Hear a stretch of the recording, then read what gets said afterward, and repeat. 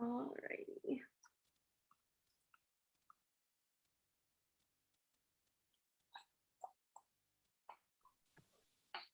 Okay, we're muted. All right, everything sound good on your guys' end? No echoing or feedback? All right. So today I wanted to just kind of dive deeper into kind of what we've been talking about over the past month. I know we talked about creating our ideal client and questions to ask ourselves when we are writing it down to come up with our targeted audience. We went over a little bit about how to create content that serves our audience. And I wanted to share a quick trick or tip with you guys on how to never run out of content ideas. I know Courtney has touched on this briefly, but I just kind of wanted to go in depth and then also kind of show you guys ways to create content, but then use that content 3 or 4 times, that same information, that same post you made, just in different ways. I think it's so cool that we have the opportunity to share a post on Instagram or Facebook. We can share stuff in our stories. We can go live on Instagram and TikTok. You can make short little videos. And so something cool that we can do that will save us time is using the information from our posts and turn it into a reel, turn it into an Instagram story, make it interactive so it does help with that engagement, or go live and talk about that topic that you posted about. One of my favorite tools to use for coming up with content ideas is Pinterest. And then also, let's see, I'm going to try to screen share with you guys. So, oh, good job, Amaziah. Bear with me real quick. And it's a website called Answer the Public. Like I said, we've mentioned it a few different times on trainings, but I just wanted to go over what it looks like and then how you can use that. So let's see, I'm going to share our screen real quick. Alrighty. If someone can unmute yourself and let me know if you can see my screen. I can't look at the chat right now. Yes, ma'am, we can. All right, thank you. So this is what the screen is going to look like when you go to Answer the Public. So we've talked about our brand, 5 things about us, things that we can share on from personal experience, things that make us who we are. So, you know, one of my big ones right now is that I am a full-time brand new stay-at-home mom, and I'm also a nursing breastfeeding mom. So what I can do is type in breastfeeding into the search engine. So what this website does is it pulls together all of the logistics of Google searches and other search engines. So when people are typing in breastfeeding, it's going to compile all the questions people are asking about breastfeeding and what they're searching on the topic. So I am going to try to pull that up real quick. Here it is.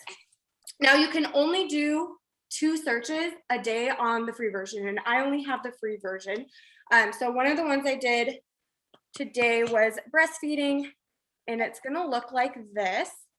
I like the data feature better. It's just easier for me to read, but here you can search or see what everyone's searching for. Are breastfeeding pillows worth it? Are breastfeeding mothers? Get back in here, ma'am. Oh, sorry. Immune compromised. I like to go to the how section because this is something where you can offer specific advice. Another one, what, when, where, which, who, why, all those different questions. You go down even further. These are other searches that you can look for. Breastfeeding, can I drink alcohol? Breastfeeding, can I take whatever, paracetamol, whatever, how you say that.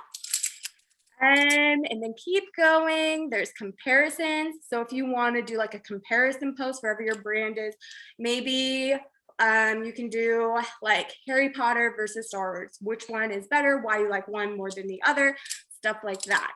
It puts in an alphabetical list for you. And then this one down here, things related to breastfeeding. Now, something you could also do for the related is maybe you don't like anything up at the top. go ahead and write a few of these down, and then you can search these topics as well. So breastfeeding position is one I picked for our example tonight, just because I can kind of talk on it and show you some tangible examples of how I'm going to create content around this that's going to last me for a couple days and weeks. And I'm going to mix this up. Remember, we talked about the different types of content. You want to share personal content about you and your life. You want to share informational content. This is going to be the informational stuff that where you're adding value to people, where they're going to take the time to stop and read. And once again, if you've determined who your ideal client is, your targeted audience, they're going to be searching for this information. They're going to be the ones typing this in to Google and looking for the answers. So some ideas I came up with for the breastfeeding positions is, first off, I want to make an engagement story. Okay, I can make an engagement story and do a poll, do a quiz, and ask, oh, what positions do you like to feed your baby? Have them interact. I can see, oh, a lot of people like this. I can talk more on that position. Or maybe people don't know that there are different positions that you can do for breastfeeding, and I can educate them on those different positions. So using it in a story. I can then go and make a post and do a carousel post, one with multiple slides, with me showing a picture of my little one in all those different positions, and talk about the pros and cons of each one, what they're good for. Okay, so now I have my story. I have a post about it. We are fixing. Post. What?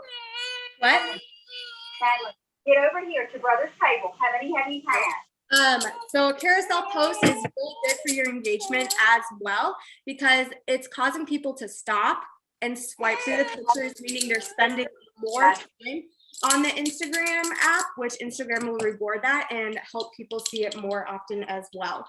So then a few days later, I can make a reel about it and do something quick and fun with, some music, and just go over all the different types of positions in a reel. And then I could also go live and demonstrate it. I said, take a picture of, all the different positions with Amazon, put it in the carousel post. But, how many times you're like, okay, well, what does that look like? How do you exactly do that? Well, then go live and actually demonstrate it. And obviously, this is going to be pertaining to your brain. It's okay. Can you say hi to everyone? All right, so then I did it with another one to show you guys another example. Oh, not that one. I know, little one, it's okay. All right. And that is stay-at-home mom. So this is another example of something that could be your brand, but I will show you why it is very important to have your brand or your niche really narrowed down to something specific. Because when I go to stay-at-home mom, there's stay-at-home moms considered unemployed, how stay-at-home moms can make money, earn income. All of that stuff is very broad, and you want to be able to give value to your target audience. Remember, we're going for very specific, informative posts. But if you go a little bit broader outside and do a search like this, you can kind of see what people are looking for. But like I said, narrow it down, and you're going to be able to give a lot more better content. So, for example, if you do stay-at-home mom, I picked the question, how much is a stay-at-home mom worth? Now, this is going to be able to reach a lot of people.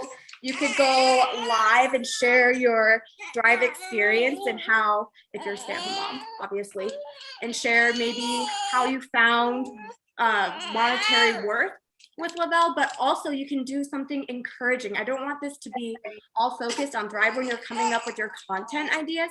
You can do an encouraging post and be like, you know what, moms, you're staying home. Maybe you're not bringing in an income, but that doesn't determine your worth. Encourage them. Remember all the different types of content that you can offer. You can make an encouraging post. You can make different graphics in a carousel using Canva. You can make funny reels. And once again, the interactive stories pertaining to this. So This is a great resource. And then I said my other one is Pinterest. I absolutely love Pinterest. I could spend hours on Pinterest and not just pinning pretty stuff, pinning recipes that look yummy, but use it as a search engine. Pinterest is ultimately a search engine, just like Google. It just pops up with more graphics and pictures than it does articles or website links.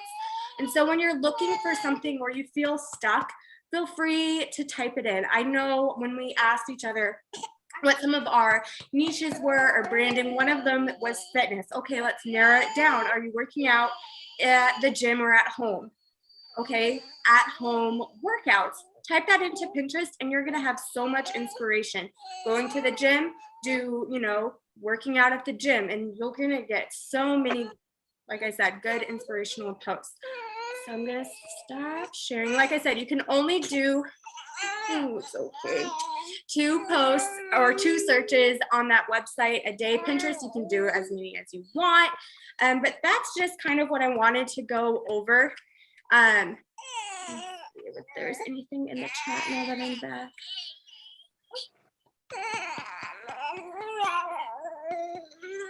Yes, that would be awesome, Krista.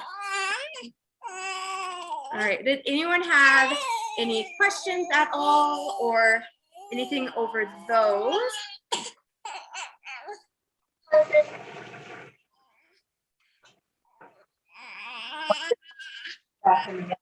Alrighty, well, that's all I had for tonight. Like I said, something that I've been using a lot, and it's really helped my Instagram stories.